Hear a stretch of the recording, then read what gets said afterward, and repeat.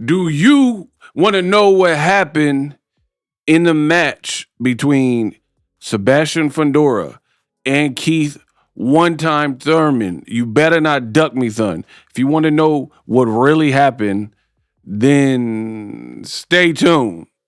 Okay?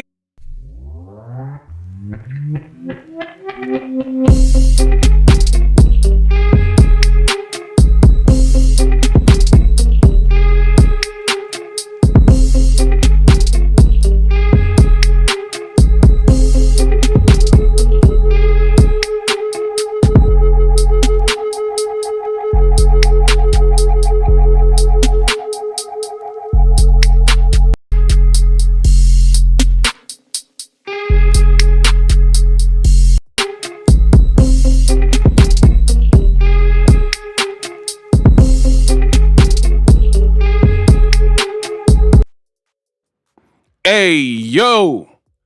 I said, hey, yo. What up, Fight World? It's your boy Ego. And I'm back with some more boxing. Sebastian Fundora defeats Keith one time Thurman via knockout in the 6th round. This is not a test. This is not a drill. Once again, champion Sebastian Fundora made a huge statement and remained champion by knocking out a legend in the sport like Keith one time Thurman. And in this video, I'm going to let you know what really happened. Now, you know in my videos what really happened. I give you guys the good, the bad, and the ugly, right? So that's what we'll go over. And there were a lot of people that reached out to me. They were like, yo, but Ego, are you doing a watch party? Well, spoiler alert. No, I didn't do a watch party for this fight. This is the reason being. For me, I didn't hate the fight, but I felt it wasn't necessarily watch party worthy for me. You know, behind the scenes, I'm working on things. And I really felt I knew the outcome of this. So I just wanted to watch it as a fan. And UFC had a card, and that's what I did. So speaking of a UFC card, Adesanya got stopped in 2 rounds. Keith Thurman got stopped in 6 rounds. So it is a sign of the time. And we're basically at a spot where some of the older legends is over for him, you know? And I hate to sound blunt, but I don't know no other way to be, right? Where fight game, brutal sport. You have Keith Thurman, 37. You got Adesanya, and guess what? He's right up there, age 36. And when you start taking, like, Adesanya got 4 losses in a row at this point. 4. You know what I mean? So I don't really know where you would really go from that point. Keith Thurman, pretty much the same story. At age 37, I don't know where you go. It was a punishing fight. And we will get to the fight. Stay tuned to the end of the video. But I want to show you guys, for all my avid listeners, boom, Keith Thurman, age 37. So fought Pacquiao, done amazing things, family man now, inactivity. I don't know where you go. I mean, there's still fight. I think he could still fight. But as far as being a champion at 154, Boots is about to fight Xander Zayas. So you can't fight no Jaron Ennis off of that performance, right? Because you wouldn't be favored, and it would have been a better fight at 47, you know. But it is what it is. Let me break down Sebastian Fundora and Keith Thurman. First of all, congratulations to Sebastian Fundora. Very impressed with his performance, and I'll start with the good. Fundora is becoming more dangerous than he was before. Do allow me to explain. You're seeing Fundora start to peak and get even more stoppages. Keep in mind, Sebastian Fundora fought a guy like Ocampo, and Ocampo went the full duration with him, right? That's an absolute fact. Whereas guys like Errol Spence stopped him in 1 round, and Tim Tszyu stopped him in 1 round. But when they fought Sebastian Fundora, went to full rounds with him. Let me see if I can pull it up. Boom. Look, it went 12 rounds with him. So the reason I'm saying that is because this is the crux of where we're at right now. What happened in 2022 and 2023? This going from the Lubin, actually, 2022, right, to 2023 is where there was a shift in the dynamic of Sebastian Fundora. And I'm going to break that down right now. So the Lubin fight, he knocked him out, had his face looking crazy, but it was a tough fight. And he got dropped in that fight, right? But did enough and stopped Lubin. Then Ocampo, he tried to box more, right? And then that fight, because he just went through a war with Lubin where he got hurt and he got dropped. So he started trying to box a bit more, right? And that fight went 12 rounds, even though guys like Kalen Walsh later beat Ocampo and guys stopped, like Errol Spence and Tim Tszyu, what I mentioned earlier, stopped Ocampo early. So Fundora, I think he could have stopped Ocampo if he fought like he fought Lubin, but he was working on something different. But now enter 2023. And this is what I love about my show, What Really Happened. And if you like it too, make sure you guys subscribe because I'm really breaking down boxing. There's nobody in the game doing it like me, right? So when he fought Mendoza, he was winning the fight, but then he got caught lacking. Mendoza, who was also on this undercard, right? And he fought Tellez on the undercard today. But Mendoza pulled some magic, out of the bottle, a rabbit out the hat, and bop, hooked him, caught him. Fundora got knocked out. That is his only loss. So I really believe this 2022, 2023 is what changed Sebastian Fundora. And then when he started fighting Tim Tszyu, the first fight was pretty tough, right? He was losing at first, and then his elbow caught Tim Tszyu on the head because he's so tall, and his head was leaking, and then it was a win, but I wouldn't say he looked like super amazing. But again, credit to Fundora because I really believe since 2022, the Lubin fight, he's been inching and closing the gap and working on his craft, working on in all these fights, making some mistakes on the way, right? He's not an Olympian. He's not a silver medalist like Shakur Stevenson. But then he fought Chordell Booker, and then I think, shout out to my dude Chordell, but everything clicked, and he got a knockout. And then when he rematched Tim Tszyu, it was the same thing. Tim Tszyu was game, coming off a tough loss to Murtazaev, but having the first fight and having that experience, Fundora started working at his craft. And that leads us to where we're at right now with Fundora. And he just got another body. So Thurman stopped him in 6 rounds. Tim Tszyu stopped him in 7 rounds. Chordell Booker stopped him in 4 rounds.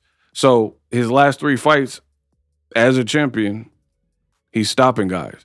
And I really believe that this Fundora, as I mentioned, is more dangerous now because the reason I went through his chronological order and timeline is because those were all lessons, little by little, lessons, right? And now this version of Fundora that I'm seeing, he's a hybrid where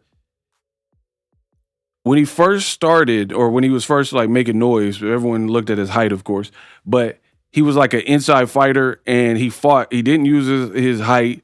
And he was just really an inside fighter that was extremely tall. And he was winning his fights, like the Cotto fight. He was winning, but it was more reckless how he was winning, where he was there to be caught because he was trading probably to a fault. Like he just wanted to scrap, and he was in love with the scrap, right? And then in the Mendoza fight, I think that was a learning lesson. Between having 3 fights and 2 of them you got rocked and hurt, even though you won the Lubin fight, you got dropped. And then the Mendoza pulled the rabbit out the hat, as I said, right, and stopped you. I think Fundora started working on his craft a bit, and now he's fighting a bit taller. And what's making him more dangerous is he's looking very comfortable in that hybrid space, whereas 2022, he was still trying to work on, boxing more. And it was like when he was boxing, I noticed this right away. When he first started boxing more, right? He wasn't as exciting. But now he's starting to put it together where he's giving you some of the old Fundora, where he likes the uppercuts, he likes the hooks, he likes a lot of the inside work, but he's mixing in a bit more technical work than he did before, where he was fighting taller. Like the first round, he don't got to come out and throw a million punches. He knows I got the height. The height's not going nowhere. So little by little, I'm going to chip you up and break you down. And that's exactly what he was doing to Keith Thurman. Little by little, he was just piecing him up. And I knew it was going to be a long night for Keith. You better not duck me, Thun. In round one, he caught Keith with a big left hand, right? So the bad and the ugly is kind of for Keith Thurman. And I'm not even saying that. I'm not even going to dog him because Fundora is kind of like a cheat code. So I can't even he showed a lot of heart. He showed durability. He didn't get like Amir Khan where his eyes were open, he knocked out. But he took a beating. And I give him credit for showing the heart. But it was always kind of a weird fight. This is kind of why I didn't do the watch party. It was always a weird fight for me because you got a guy who mostly was at welterweight, for his career. He's fighting like 2 times in 6 years. He had a major tune-up with the Jarvis Brock or whatever that guy's name is.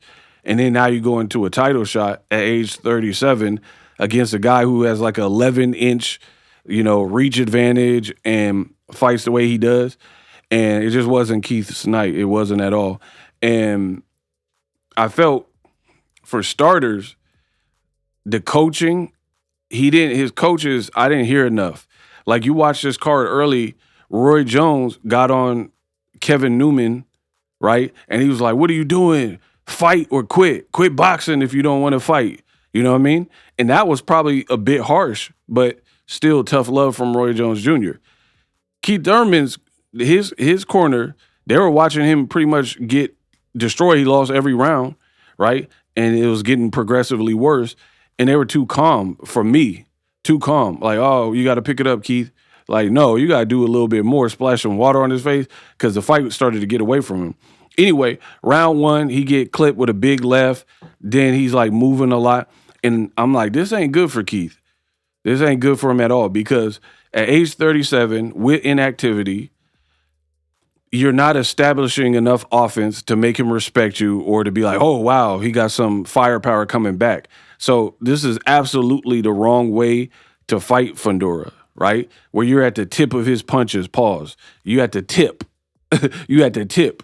And his punches can get off and you're at the end of it and like the full extensions snap your head back. And you've seen that throughout this fight. You know what I mean? You can't fight him like that. If anything, you could fight him in a hybrid fashion, like box and move, because it would be smart to box and move. You can't do that for the whole round, though. You have to stand your ground and bomb on him. And guys are having a ton of problems achieving that. He's just too big. He's too big for these, like, a lot of these 47, 54-pounders. So for a guy like Keith Thurman, he not used to that. Erickson Lubin, you got to punch upward. Like, it's like the punch-out game with Mike Tyson. Hi, it's Mike Tyson. Watch my fight with Peter McNeely. I got a game on Nintendo. I just did a deal with Nintendo. We got a game coming out. Then I want to do Sega, but I did it with the Nintendo at first. Right?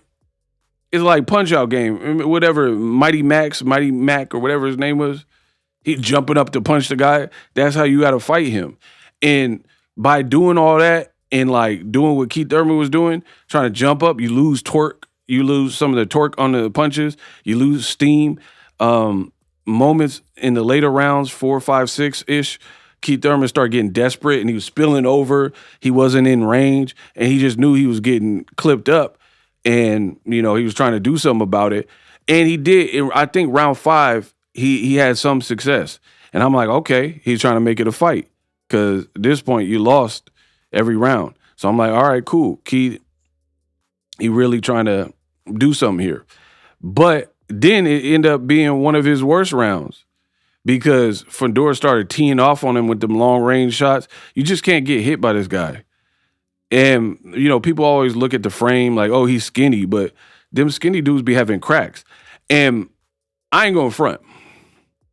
Initially, and I said Thomas Taylor's the best referee working in the game right now. Although Keith Thurman lost every round, although he was losing the fight, right? Initially, in real time, y'all couldn't see because I didn't do the watch party. But when I'm watching it at the crib, and initially I'm like, I didn't love that stoppage. I didn't love it. Even though I know the doctors checked on him, he was definitely getting hurt. He was unanswered punches. I didn't love it initially. Now, I ain't gonna front. I'm not saying it was like the most egregious stoppage ever, but I didn't initially love it until the camera panned on his face. Because initially, like when the stoppage was happening, the Amazon Prime PBC cameras, it was from a different, like farther, wide angle, like vantage point, right? So I was like, I get it. He was hurt. He wasn't winning the fight, but you like to see a legend be given a little bit more grace to try to figure something out. But then when they showed this shot that I'm about to show y'all, watch right here. Because he would start swinging crazy like that, wide and all types of stuff. There go Killer, Dipset, Jones, all day, man. Freaky. And he started teeing off on him, right? And I didn't initially love the stoppage until this. Watch right here. When the camera panned on Keith and I seen his face look in this condition, I'm like, okay, Thomas Taylor, I get it. I get it, dog. Because we ain't never seen Keith, you better not duck me, son. We ain't never seen his face look like that in that type of condition where his face would look all chewed up like that. So I didn't initially love it, but I mean, you can judge. It looked like Erickson Lubin, although it looked like a Halloween mask or something. So this was him when Fundora really started to step on him in round 6 and started to bully him. And he took a knee after because he was so happy he won. So that's where Thomas Taylor's stopping the fight. Initially, I was like, that's kind of, it's not the worst that I've seen, but I didn't love it. But then when they showed his face and the condition of his face, the status of his face, it's like Lennox Lewis said to Vitaly Klitschko, look at the state of his face. What are you talking about? And when I seen Key like that, I'm like, all right, 37 years old, you got a family to make it home to. He got your face looking like this. You lost every round. You got buckled in the second round with a single shot. Your leg, give me some. Boom. He hit that Beyonce challenge. Thurman got hit with a yop. And he said, give me some. Boom. And that leg buckled. I'm like, all right. All right. Fundora, bad boy. Because this is his face in round like 1, 2-ish. You started to see that mouth started to form. You just can't be getting hit. Look, these were some of the desperation punches. And a couple of them were landing. So props to Keith for showing some resilience and heart in there. But when Fundora started going to the body and look at that height difference, bro. It's just like you're fighting Slint. That's when his leg buckled. You see? Give me some. Boom. Give me some. Boom. Like you fighting this tree trunk dude, bro. He looked like the trees from the Wizard of Oz that start throwing the apples. You fighting Slender Man. You just can't be fighting him like that. You gotta almost like empty the tank and kind of go for broke a bit. Fundora gotta respect you. You can't be at the edge of his punches. So Fundora is definitely beatable. He's definitely beatable, but you gotta have the right components and possibly go through fire to defeat him. You know what I mean? So he looking like a problem because even if it's Virgil Ortiz, Jerron Boots, Ennis, they got power for sure. They got skills, but you gonna still be punching because Fundora is taller than like Eddie Hearn. And I've seen pictures of Jaron Ennis with Eddie Hearn. And now you'll be fighting like Eddie Hearn with Mexican scraps. You know what I mean? Like, like, what are we talking about, bro? You're gonna be fighting a guy pretty much like Eddie Hearn height next to you, but can chunk him. You know what I mean? I'll show y'all. Give me some. Boom. So look, there go Boots. Fundora is like Eddie Hearn, like 6'4.5", 6'5". Fundora like 6'6", 6'7". So you gonna be up again, even the Boots. And Boots is there. Like, let's be real, Boots get hit. And if I'm saying Boots get hit, we know Virgil Ortiz get hit. But we ain't got to worry about that because he trying to sue Golden Boy, Oscar De La Hoya. You out of here for a minute. You got to go through arbitration, buddy. And anyway, Boots is about to fight Xander Zaya. So I'm not trying to start something there. I'm just keeping it real with what it is. But Fundora's looking like the guy to beat, and we're seeing the end of an era. You look at it, Crawford retired. Errol Spence probably coming back, but he been MIA. Keith Thurman, I'm not saying he got retired, but he took a nasty loss, and he's not the most active guy. So you're seeing the Sean Porters and, that generation, most of them are kind of gone. Wilder is kind of in the twilight fighting Chisora. So you got a couple guys from that kind of era, but it's really kind of a new generation now. The younger fighters, the Tanks and Abdullah Masons and Bam Rodriguez and guys like that, because Keith Thurman's been a major staple. I've enjoyed covering him. I've interviewed him. Great dude. But, now might be the time where you got to start pulling back. And, I started hearing Keith Thurman. He was playing the flute, talking about his music change and stuff. You might be more like too domesticated for this. You know what I mean? And if that's the game you made, if that is the case, I don't know. But if that is, then you made a lot of money. Enjoy the time and start working on the next chapter of stuff. But bad fight for Keith Thurman, bad night in the office. Fundora started to really chop him up. Fundora really, there's not much of a breakdown. Like, I didn't give you much of a technical breakdown because it wasn't. Fundora, what I really like, round 1, 2, came out with a jab, kind of using his height, stepping with it, and really keeping Thurman at a certain proximity. And I'm telling you, I know my stuff. This version of Fundora is even more dangerous because it's kind of like, I'm not saying he fights like Gervonta Davis. Please don't misconstrue what I'm about to say. But the reason I'm saying that is similar to Tank is Tank used to be called Rambo. And when Tank was like finding out and figuring out his style, he would fight a lot more aggressive, right? This new Tank picks his poison, picks his shots. He's more systematic. And that's what you're getting with Fundora, where you're getting that maturity where he'll go crazy like he did in round 6 and round 5. But up until that point, he was pretty composed, pretty specific on what he, and that makes him more dangerous. You are better off the Erickson Lubin Fundora. You're better off fighting that one, right? You're better off fighting the version of Fundora that fought Jorge Cota and the Jamaican dude. I think he fought Lattimore or whoever, right?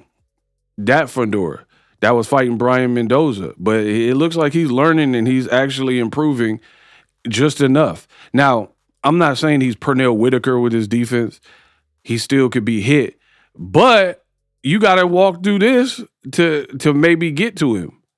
You know what I mean? Like, and Keith Thurman, we know for sure he got hurt. He fought Pacquiao, got hurt to the body, got dropped in round 1. I was at that fight. You know what I mean? So he's breaking guys. Tim Tszyu, we know he got heart. He breaking guys down that have heart. So you could be like, oh, Keith Thurman's not a real 54-pounder. He looked great on the scale. He got a win with Jarvis to break the inactivity. We can't do that. And either way, Tim Tszyu, he is a true 154-pounder, and he got cooked by him in the rematch. And Fundora looked great in that fight. So it looks like he's kind of picking up and really maturing as a fighter. So he already had the height on his side, which was a problem. He already had the inside fighting and nasty uppercuts and hooks. But now You're getting a little bit more measured approach, willing to use the jab and box a little bit more. I mean, the kid's like a serial killer for real, because when he looked like, you talk to him, he looked like he would like low key be on some Dungeons and Dragons or, at Comic Con or something. He like a chill person. You know what I mean?